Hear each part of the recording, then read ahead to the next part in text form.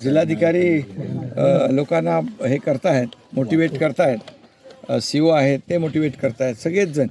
आणि त्यामुळे आमच्या इथे CO, SP, जिल्हाधिकारी सगळी लोक जी आहेत हे काम करणारे लोक आहेत आणि त्याचा फायदा गावकऱ्यांना व्हावा अशा प्रकारच्या योजना नक्की यामध्ये वन विभागाचं देखील काही योजना आहेत, त्याच्यातून लोकांना फायदा होईल. जरांगे पाटलांचं आंदोलन सरहद्दीवर आले, साताऱ्याच्या पुणेच्या सरहद्दीवर मी काल बोललो आहे आणि काल मी चर्चा निश्चितपणे केलेली आहे. खरं म्हणजे मराठा समाजाला आरक्षण दिलं जाईल ही भूमिका सरकारची आहे, पूर्वी होती आणि आजही स्पष्ट भूमिका तीच आहे. मराठा समाजाला टिकणारं, कायद्याच्या चौकटीत बसणारं आणि OBC किंवा इतर समाजाचं धक्का न लावता त्यांच्यावर अन्याय न करता मराठा समाजाला आरक्षण देण्याची भूमिका सरकारची स्पष्टपणे आहे. आणि त्यामुळे या बाबतीमध्ये कुणबी प्रमाणपत्र, कुणबी नोंदी, जस्टिस शिंदे कमिटी हे सगळं तुम्हाला माहीत आहे. मोठ्या प्रमाणावर आपण ते करतो आहे. त्या मोठ्या प्रमाणावर कुणबी नोंदी ज्या मराठवाड्यात सापडत नव्हत्या त्या सापडू लागल्यात. त्याचे दाखले देखील, प्रमाणपत्र मोठ्या प्रमाणावर दिले गेलेत. आणखी जरांगे पाटील यांच्या मागणीनुसार जस्टिस शिंदे किंबहुना जे ग्रामस्थ आहेत मराठवाड्यातल्या त्यांच्या मागणीनुसार ती कमिटी आणखी काम करते. जवळपास 1 लाखापेक्षा जास्त लोक त्याच्यामध्ये काम करत आहेत. ते काम एका बाजूला सुरू आहे.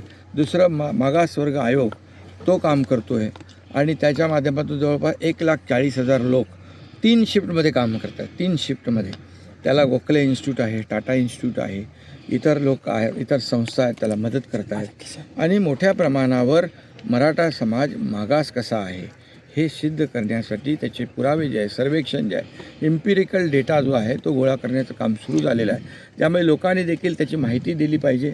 माहिती आपल्या अधिकाऱ्यांना सर्वेच्या माध्यमातून, सर्वेक्षणाच्या माध्यमातून उपलब्ध करून दिली पाहिजे, जेणेकरून आपल्याला जे मराठा समाज सुप्रीम कोर्टामध्ये जी ऑब्झर्वेशन नोंदवली होती हा कायदा रद्द करताना, कारण हा मराठा समाजाला आरक्षण देण्याचा कायदा आपण निर्णय घेतला देवेंद्रजी मुख्यमंत्री असताना. त्यावेळेस मी त्या कमिटीत होतो, मी त्यांच्यासोबत मंत्री होतो आणि तो आपण कायदा केला, मराठा समाजाला आरक्षण दिलं. हायकोर्टामध्ये देखील ते टिकलं. हायकोर्टामध्ये देखील त्याचे सर्व जे पुरावे आहेत, त्या मराठा समाजाला आरक्षण का गरजेचं आहे ते आपण पटवून देऊ शकलो. त्याने ती केस नंतर सुप्रीम कोर्टामध्ये गेली. सुप्रीम कोर्टामध्ये दुर्दैवाने जे काही ज्या पद्धतीने पुरावे, एव्हिडन्स जे काय आणि जे प्रेझेंटेशन करायला पाहिजे होतं तिथे कुठेतरी त्या काळामध्ये कमी पडली आणि त्याच्यामध्ये त्रुटी राहिल्या आणि त्यामुळे सुप्रीम कोर्टाने ते आरक्षण रद्द केलं. म्हणून आताचं जे गायकवाड आयोगाचा जे रिपोर्ट होता, अहवाल होता, त्याच्यावर सुप्रीम कोर्टाने निर्णय दिला आहे. आता आपण सुक्रे आयोग नेमलेला आहे, मागासवर्ग आयोग, त्याच्यामध्ये फुल टीम काम करते आहे. आणि जे सुप्रीम कोर्टाने ऑब्झर्वेशन नोंदवले होते, ज्या त्रुटी दाखवल्या होत्या, त्या त्रुटी दूर करण्याचं काम मागासवर्ग आयोगाच्या मार्गदर्शनाखाली ही 1,40,000ची टीम करेल. त्याला मगाशी म्हटल्याप्रमाणे गोखले, टाटा या संस्था त्याचं ॲनालिसिस करतील आणि हे मराठा आरक्षणाचं सर्वे पूर्ण झाल्यानंतर त्याचा अहवाल सरकारला सादर होईल आणि मी म्हटल्याप्रमाणे एक विशेष अधिवेशन घेतलं जाईल.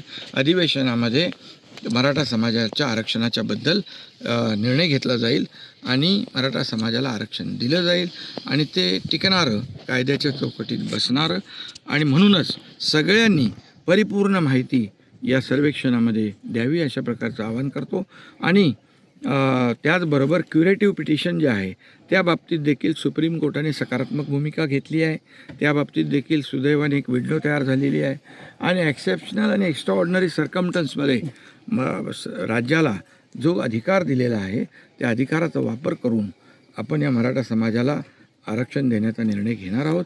आणि म्हणूनच जरांगे पाटील यांना मी कालही विनंती केली होती की आपण जे सरकार सकारात्मक आहे, सरकार प्रत्येक गोष्टीच्या बाबतीमध्ये सकारात्मक आहे.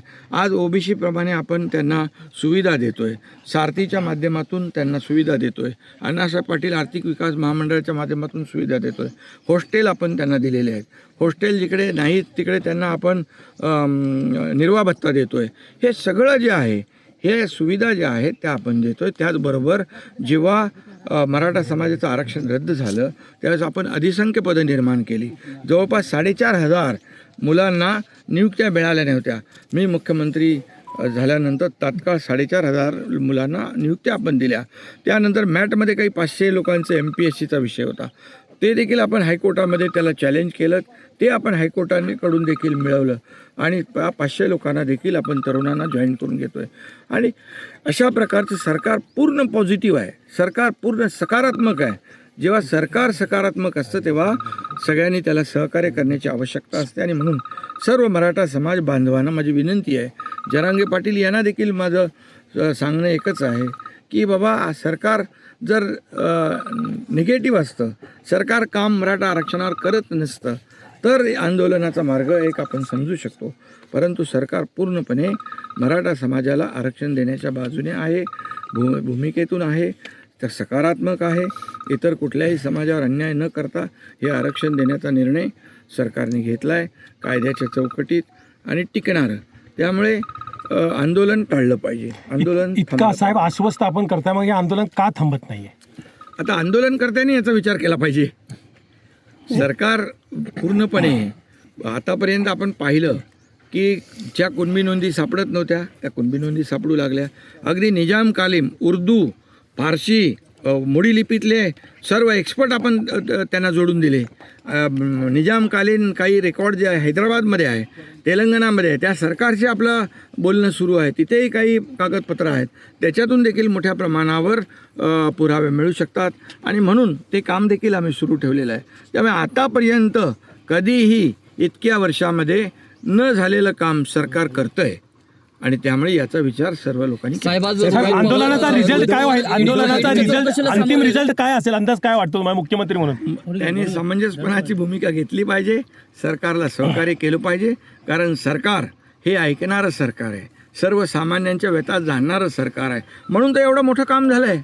आज आपण कुणबी नोंदी पाहिल्या, त्याचे आकडे पाहिले, त्याचा आपल्याला अंदाज येईल. आज आपण 1,40,000 लोक आपण या कामावर मागासवर्ग आयोगाच्या सर्वेक्षणावर लावलेत. प्रत्येक जिल्हा लेवलला आपण विशेष कक्ष स्थापन केला आहे. सगळं डे नाईट सगळ्यांच्या सुट्या आम्ही रद्द केलेल्या आहेत. पूर्णपणे सगळी टीम कामाला लागली आहे. डे नाईट काम लागले, 24/7 काम करत आहे आपलं सरकार. आणि त्यामुळे आंदोलनकर्त्यांनी अगदी सहकार्याची भूमिका घेतली पाहिजे आणि समंजसपणाची भूमिका घेतली पाहिजे. आणि सरकारकडून तुम्ही काही सूचना करू शकता, सरकारकडून बाबा हे आपण हे असं केलं पाहिजे, सूचना करा. सरकार ऐकणारं सरकार आहे. हे सरकार लोकांचं आहे, सर्वसामान्यांचं आहे.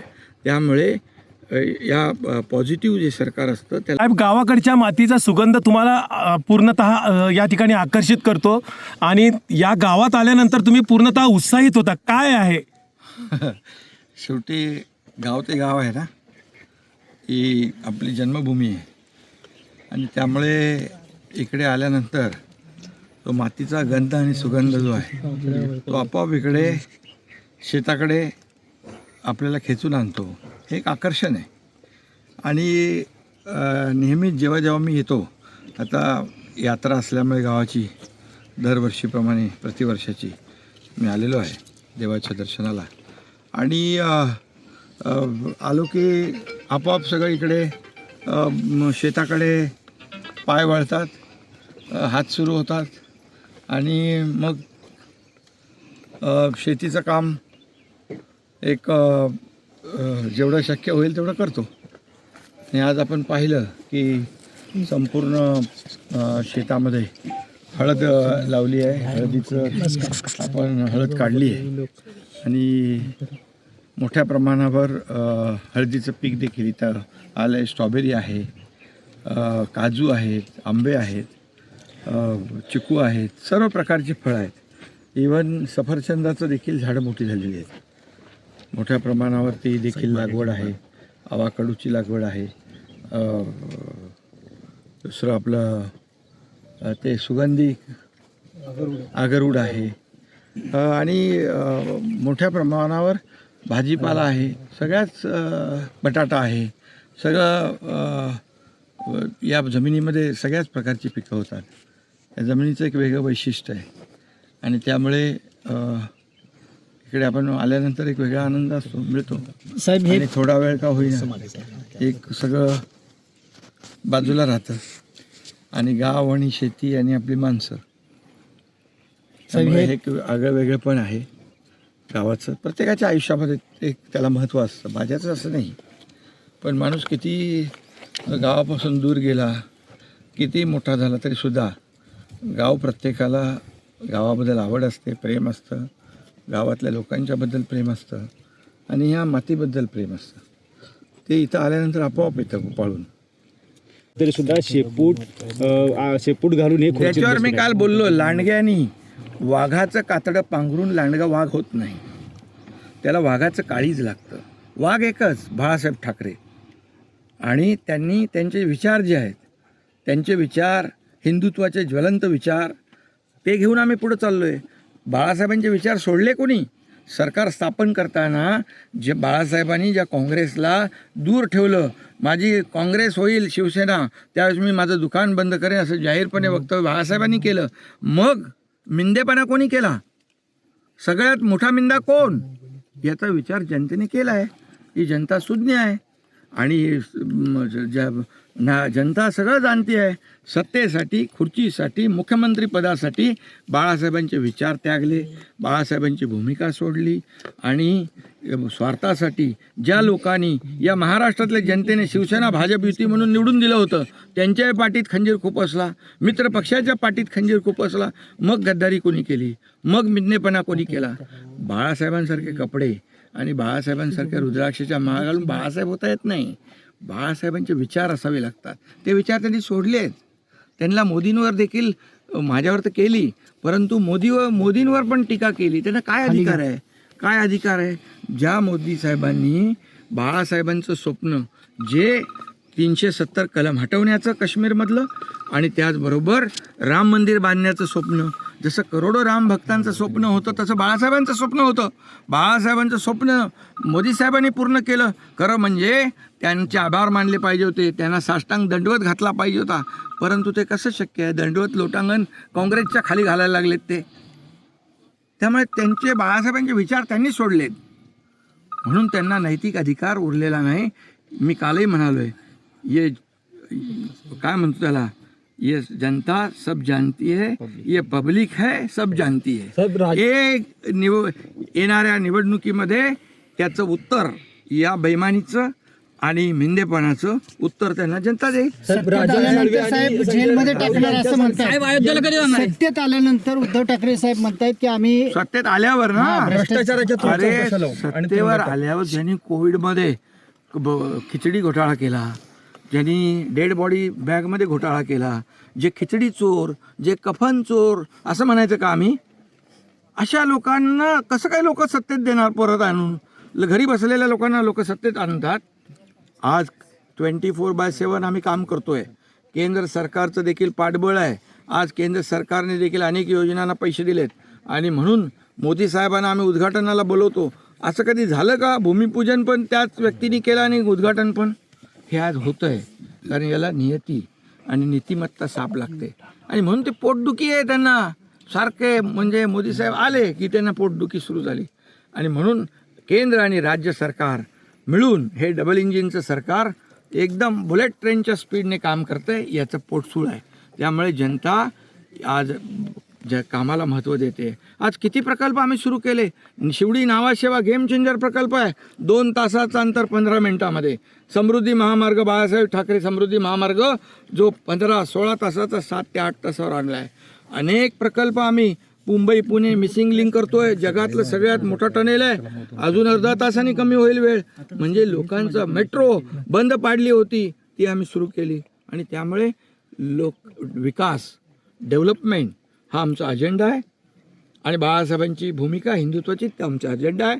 आज डावोसमध्ये आम्ही गेलो, जवळपास 3.5 लाख कोटी रुपयाचे MOU साईन झाले. 1-1.5 लाखाचे MOU आणखी त्यांनी कन्सेंट दिलेत, त्यामुळे 2 ते 3 लाख रोजगार प्राप्त होणार. मग लोक कोणाला सत्तेमध्ये आणतील? लोक कोणाला मतदान करतील? घरी बसणार आहे ना की काम करणार आहे ना? धन्यवाद. थँक्यू साहेब. लोकशाही मराठी ऐका, पहा, जागरूक रहा.